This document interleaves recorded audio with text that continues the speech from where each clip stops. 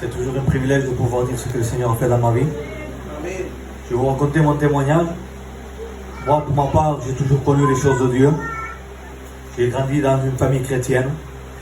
Mon père, ça fait des années que c'est un chrétien. J'ai grandi comme ça, dans les missions, dans les conventions. Mais c'était pas pour ça que j'allais aux réunions. J'étais un garçon qui aimait la fête, avec le respect que je vous dois. Aimait beaucoup sortir. Et comme tout jeune, je sortais.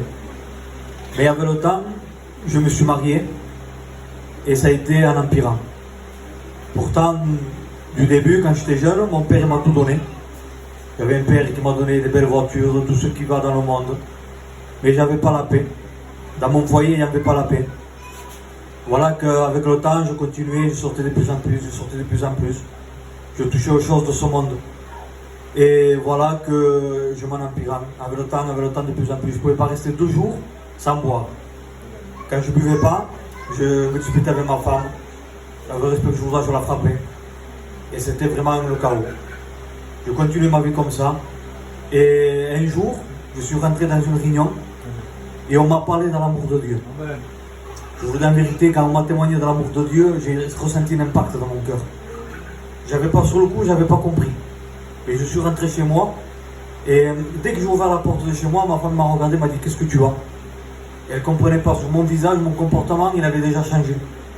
Mais moi je ne savais pas. Mais comme j'étais un garçon qui vendait des fausses marques, elle croyait que les billes m'avaient contrôlé de l'impact du Seigneur qu'il y avait dans ma vie. Et je suis continué comme ça. Le lendemain, il y avait la naissance de mon neveu. Et quand c'était le lendemain que je voulais partir à la fête, tout le temps le premier mois, tout le temps j'aimais ça. Et là, je n'avais pas envie d'y aller. Je regarde ma femme et je dis, j'ai pas envie d'y aller. Et ma femme me dit, vas-y, tu verras bien. Je suis rentré dans le bar et le Saint-Esprit tourmentait mon cœur. Je n'arrivais pas à rester dans le bar. Je n'étais pas bien. Et voilà que c'était 9h et je suis rentré chez moi.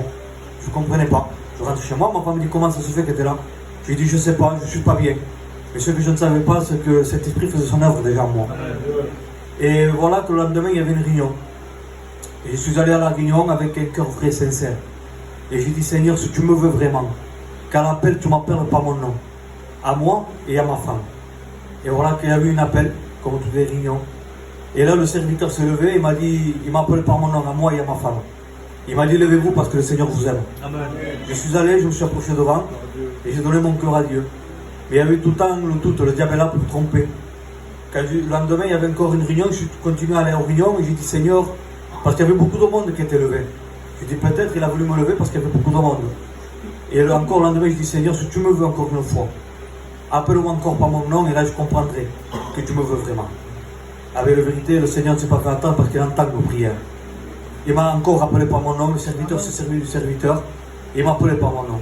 Depuis ce jour-là, il y a la paix, il y a la joie de mon foyer. Amen. Je bénis Dieu parce que j'ai rencontré le prince de la paix. Amen. Avec des hauts et des bas, mais quelle joie d'appartenir à Dieu. Si je peux vous donner un conseil, faites une expérience avec Dieu et vous ne serez pas déçus. Que Dieu vous bénisse. Amen.